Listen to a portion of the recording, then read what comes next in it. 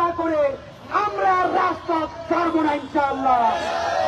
মুখের রক্তের কসম, আমাদের গায়ে এক ফোঁটা বিন্দু রক্ত থাকতে খুনি আওয়ামী লীগকে আমরা পুনর্বাসন করতে দেব না। ভাইরা, আপনারা ভাবেন গুড আওয়ামী লীগ আর ব্যাড আওয়ামী লীগ নাই। আওয়ামী লীগ মানেই কসাই, আওয়ামী লীগ মানেই গণহত্যাকারী, আওয়ামী লীগ মানেই খুনি।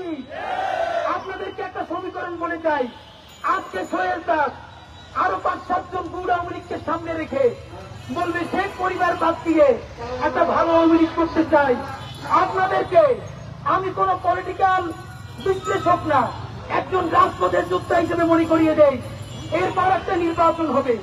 সেই নির্বাচন আওয়ামী লীগ অল্প কিছু আসন পেয়ে কোনো না কোনোভাবে বিরোধী দলে থাকবে।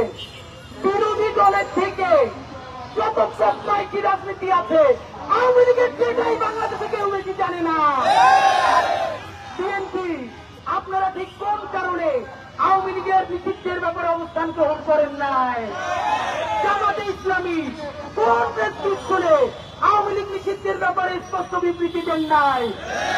এখন পর্যন্ত রাজনৈতিক দল হিসেবে এনসিপিকে দেখেছি তারা আউট অ্যান্ড আউট বলেছে আওয়ামী লীগকে নিষিদ্ধ করতে হবে।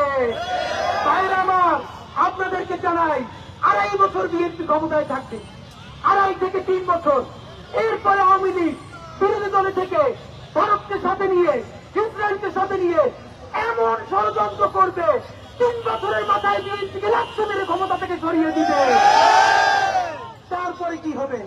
ভাইরা, সেই আওয়ামী লীগ আর একটা 111 হোক, ভারতের প্রেসক্রিপশনে হোক, কোনো না কোনো ভাবে ক্ষমতায় এসে 2000 শহীদ তারা তো কবরে চলে যাচ্ছে, তাদের বাবা মা ভাই বোনকে কচু কাটা করবে।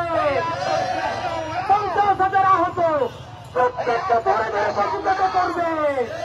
সুতরাং আহতদেরকে বাঁচাতে, শহীদদের পরিবার বাঁচাতে, জুলাই যোদ্ধাদেরকে বাঁচাতে, রক্ত থাকতে আওয়ামী লীগ পুনর্বাসন করতে দেব না।